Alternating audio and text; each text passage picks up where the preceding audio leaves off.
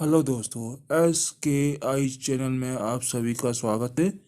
कृपया मेरे चैनल को लाइक कीजिए, अपने दोस्तों के साथ शेयर कीजिए और हाँ, सब्सक्राइब करना ना भूलें। Science Class 6 Chapter 4 Sorting Materials into Groups. Object 4.1 Object around us. We have seen that our foods, clothes here have so much variety in them. Not just food and clothes, there is such a vast variety of objects everywhere. We see around us a chair, a bullock cart, cycle, cooking utensils, books, clothes, toys, water, stones, many other objects. All these objects have different shapes, colors, users. Figure 4.1. I look around and identify objects that are found around in shape. Our list may include a rubber ball or a football and a glass marble. If we include objects that are nearly around, our list could also include objects like apples, oranges, and an earthen pitcher. Ghara, Gera. Suppose objects around us. These are objects around us. We are looking for objects that were edible. We might include all the items that we have listed in table 1.1, 1.2, and 1.3 in chapter 1. We might also find that some of those round shaped objects we just listed out are also in this group. Let us say we wish to make a group of objects that are made of plastics, buckets, lunchbox, toys, water containers, pipes. Many such objects may find a place in this group. There are so many ways to group objects. In the above examples, we have grouped objects on the basis of their shape or material they are made up from. All objects around us made up of this one or more materials. These materials may be glass, metal, plastic, wood, cotton, paper, mud, soil. Can you think of more examples of materials? Activity 1. Let us collect as many as objects as possible from around us. Each of us could get some everyday objects from home. We could also collect some objects from classroom or from outside the school. What will we have in our collection? Chalk, pencil, notebook, rubber, duster, hammer, nail, saw, spoke of wheel, bat.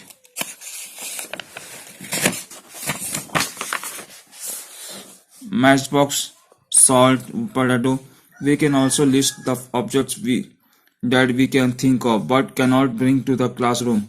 For example, wall, tree, doors, tractors, road. Separate all the objects from this collection that are made from a paper or a wood. This way we have divided all objects into two groups. One group has the objects that are made from paper or wood, while other group has the objects that are not made of this material. Similarly, we could separate the things that are used for preparing food. Let us be a little more systematic. List all objects collected in table 4.1 and try to identify the material that each one is made of. It would be fun to make this a large table, collecting information about as many objects as possible. It may seem difficult to find out the materials out of which some of these objects are made. In such cases, discuss with your friends, teachers, and parents to identify the material. Table 4.1 Objects and materials that they are made of. Objects, materials that are made of plate, thali, steel, glass, plastic, and neither. Pan, plastic, metal. Activity 2. 4.2 List some common materials. You can also add more materials in column 1 that are known to you. Now try and think of everyday object you know that are made many of these materials and list them in column 2. Table 4.2 Different types of objects that are made from same material. Objects made of these materials: wood, chair, table, plow, bullock cart, and its wheels. Paper, books, notebooks, newspaper, toys, calendars, leather. What do we find from these tables? First, we grouped objects in many ways. We then found that objects around us are made of different materials. At times, an object is made of single material. An object could also be made of many materials. And then again, one material could be used for making many different objects. What decides which material should be used?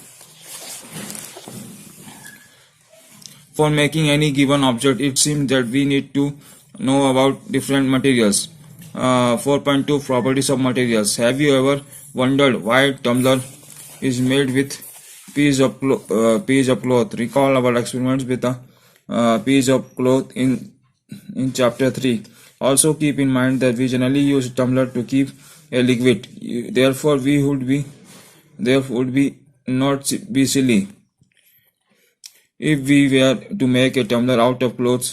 Figure 4.2. What we need for a tumbler is glass, plastic, metal, or other such material that will hold water. Similarly, it would not be wise to use paper-like material for cooking vessels.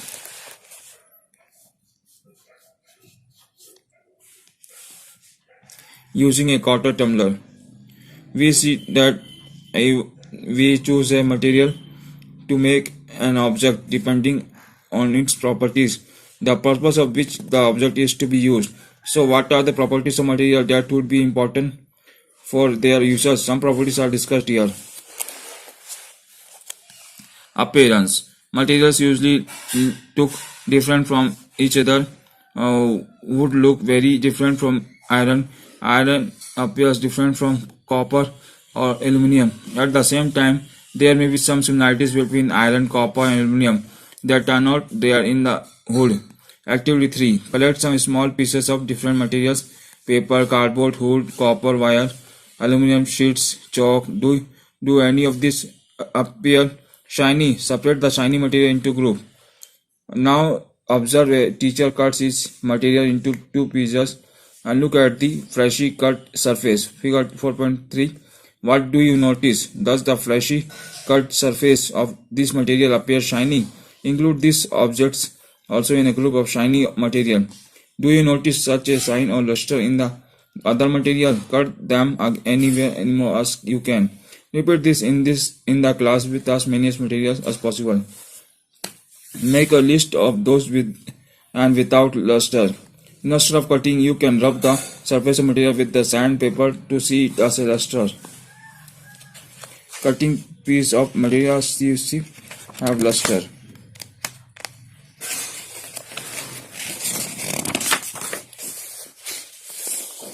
Materials that have much luster are usually made iron, copper, aluminum, and gold are examples of metals. Some metals often lose their shine and appear dull because of the action of the air moisture on them. We therefore notice the luster only on their freshly cut surface. When you visit an ironsmith or workshop, look out for freshly cut surface of metal rods to see if they have luster. Hardness. When you press different materials with your hand, some of them may be hard to compress while others can be easily compressed. Take a metal key and try to scratch with it. If the surface of the piece of wood, aluminum, piece of stone, a nail, candle, chalk, any other material or object, you can usually scratch some materials, while some cannot be scratched so easily. Materials which can be compressed or scratched easily are called soft, while some other materials which are difficult to compress are called hard. For example, cotton or sponge on soft, while iron is hard. In appearance, materials can have different properties like luster, hardness, be rough or smooth. Can you think of other properties that describe the appearance of the material? Soluble or insoluble. Activity 4. Collect some samples of some solid or substances such as sugar, salt, chalk, powder, and sawdust. Take 5 glasses or beaker. Fill each of them about 2/3 with water. Add some small amount spoonful of sugar to the first glass, salt to second. Similarly, add a small amount of other substance into the other glass. Stir the content of each of them with a spoon. Wait for a few moments. Observe that what happens to the substance added to the water. Figure 4.4. Note, your observations are shown in table 4.3. Figure 4.4. What disappears, what doesn't.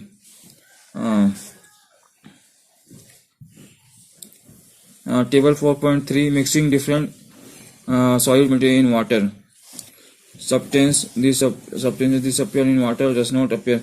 Salt disappears completely in water. Sugar disappears completely in water. Sand does not disappear. Chalk powder disappear. Sawdust doesn't disappear. You will not notice that some substances have completely disappeared or dissolved in water.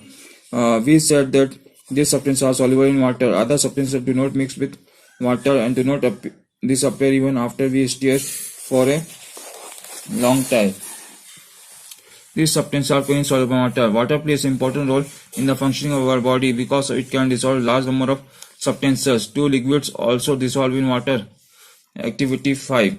Collect samples of vinegar, lemon juice, mustard oil or coconut oil, kerosene oil and any liquid.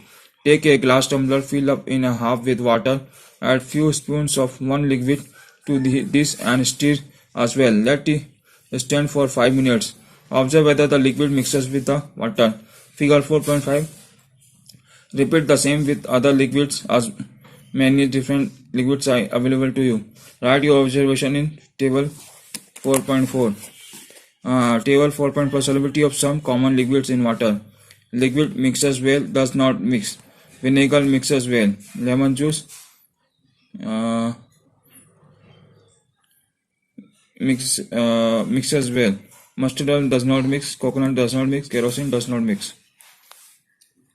For figure 4.5, some liquids mix well with water while some other do not. We noted that some liquids get completely mixed with water, some other do not mix with water, and some separate layer when they kept aside for some time. Some gases are soluble in water, whereas some other are not. Water usually has some small quantity of some gases dissolved in. For example, oxygen gas dissolved in water is very important for survival of animals and plants that live in water. Objects may float or sink in water. While doing activity 4, you might have noticed that insoluble solids separated out from water. You may have also noticed this with some liquids in activity 5. Some of these materials that did not mix with water floated to the surface of the water. Others may have sunk to the bottom of the tumbler, right? We notice many examples of objects that float in water and sink. Dried leaves fallen on the leaf surface of the ponds. A stone that you throw into these ponds.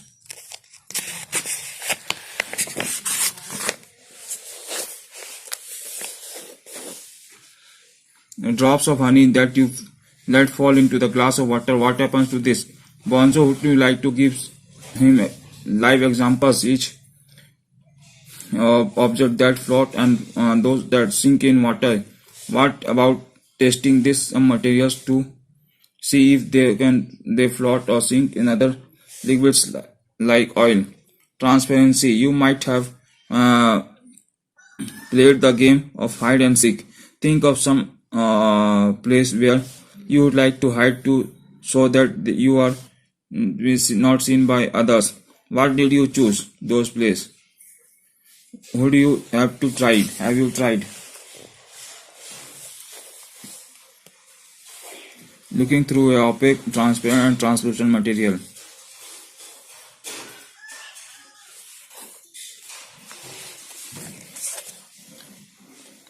Try to hide behind a glass window. Obviously not us, your friends can see through that and spot you. Can see through all the materials.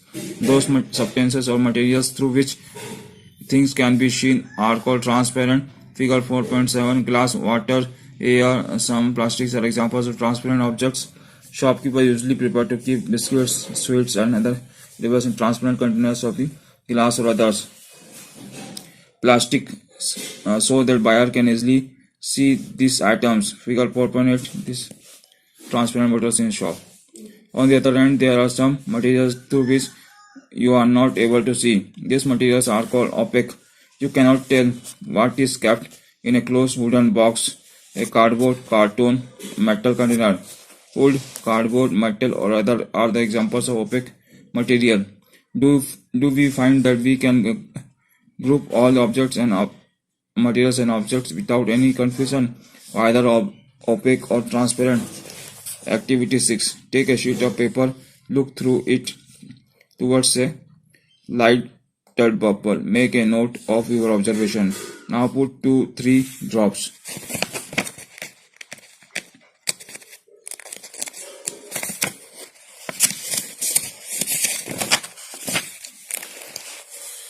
Some oil and spread it on the sheets of paper.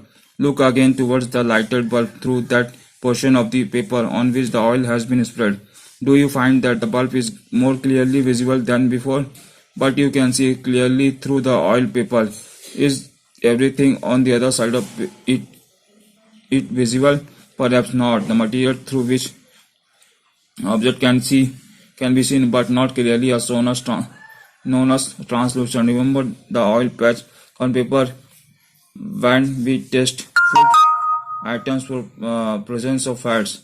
That was translucent too. Can you think of some examples of translucent material? We can therefore group material as a opaque, transparent and translucent. Paheli suggest covering the glass of torch with your palm at dark place. Switch on the torch and observe the other side of the palm. She wants to know, does torch lights pass through the palm? Whether palm of your hand is completely opaque, transparent or translucent. We learned that the material differ in the appearance and the way they mix in the water and other liquids. They may float or sink in water or may be transparent, opaque or translucent. Materials can be grouped on the basis of similarities or difference in their properties. Why do we need a group material? In everyday life, we often group materials for our convenience. At home, we usually store things in such a manner that objects are placed together. Such a arrangement helps us to locate them easily. Similarly, a grocer usually keeps all the types of biscuits of one corner of his shop to all shops at another, while grains and pulses are stored at some other places. There is another reason why we find such grouping useful. Dividing material in groups, making it convenient to study their properties and also observe many other patterns of these properties. We will study more about this in higher classes.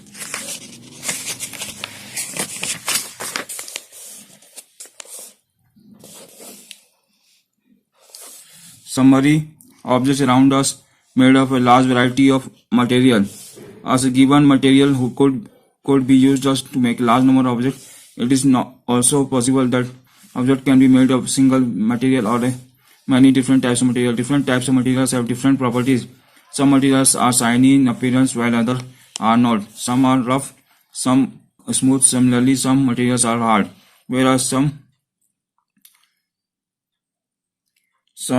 are soft. Some materials are soluble in water, whereas some other are insoluble. Some materials such as glass are transparent, some other are wood and metals are opaque. Some materials are translucent.